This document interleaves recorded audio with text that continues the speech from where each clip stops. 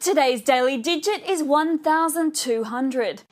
That's the dollar amount one of the world's largest clothing suppliers will give to each victim's family of Bangladesh's worst ever factory fire.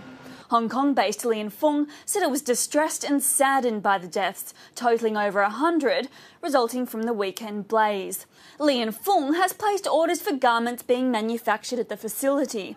The disaster prompted thousands of angry workers to take to the streets, demanding the punishment of those responsible, and has again highlighted the dangers of global brands depending on cheaper, loosely regulated markets to crank out their goods.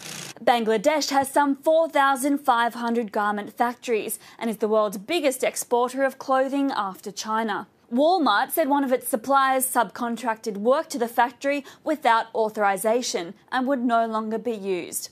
Other retailers like Gap and Nike have rushed to deny any ties with the workshop. Lian Fung emphasised the fire wouldn't have a material impact on the firm, but with calls for independent inquiries and more scrutiny of working conditions in Bangladesh, the real damage to global retailers could be reputational.